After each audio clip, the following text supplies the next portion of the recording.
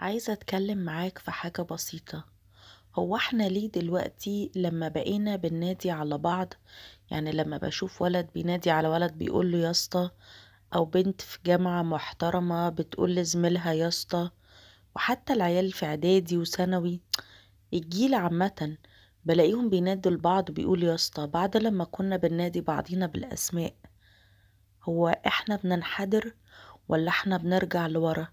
انا فاكره لما انا كنت بقول يا اسطى ديت لما بكون راكبه ميكروباص وبكون رايحه منطقه وبقول له بعد اذنك يا اسطى ممكن تنزلني في المنطقه ديت. لكن ان انا اقول لزميلي او لزميلتي يا اسطى، دي مش فهلوه ودي مش حلاوه، ده انحدار. في حاجه تانية، يعني انا لما بدخل التيك توك بلاقي التيك توك متقسم عباره عن ايه؟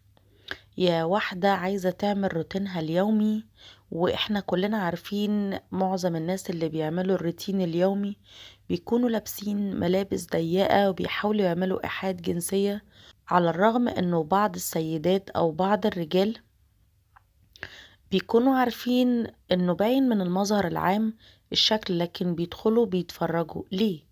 احنا بندخل ليه؟ عشان ناخد ذنب، ولا عشان نزود مشاهداتهم، ولا علشان نكتشف ايه؟ خلاص الفضول هيموتكم، يعني خلاص مش للدرجة دي. حاجة الحاجة التانية، بلاقي انه الناس اللي محتواها تافه على البروفايل بتاعها ملايين اللايكات، او انه واحدة بتتكلم بطريقة مش حلوة او واحد بيتكلم بطريقة مش لطيفة، فاحنا بناخد الصوت بتاعه وبنبتدي نركبه ونقعد نتمال يمين وشمال، وان احنا كأننا بنتكلم الصوت ده. ايه القرف ده؟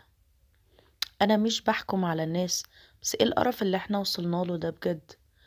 يعني او انه احنا بنكون واخدين اغاني وطالعين ومثلا نحط ميك اب بقى جامد قوي ونقرب على عينينا وعلى شفايفنا وعلى رموشنا. احنا طالعين نعمل ايه بالظبط يا جماعة؟ انتوا عارفين التيك توك اصلا كان معمول ليه؟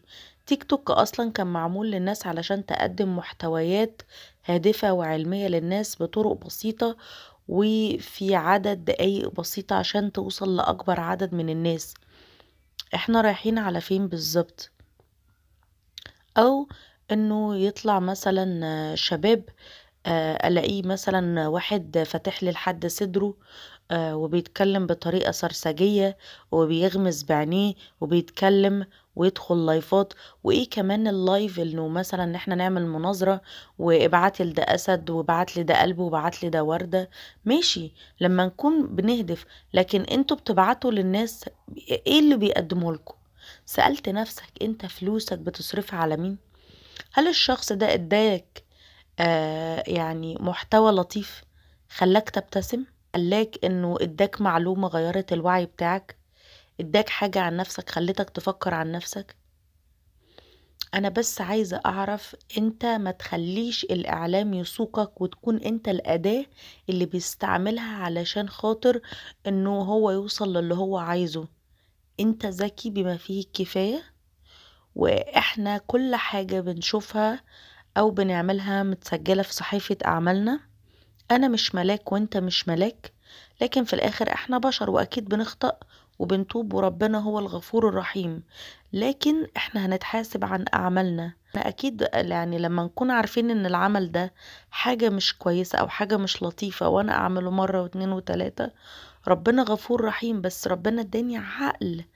يعني العمر لحظة، عايزين ننتهز اللحظات ديت وننتقل لحياة أفضل عشان نشوف النعيم في الآخرة ونشوف النعيم في الدنيا برضا ربنا علينا. وأتمنى أن كل واحد يكون ذكي بما فيه كفاية وما يكونش هو الأداة اللي غيره يقدر يستعملها. يومك جميل.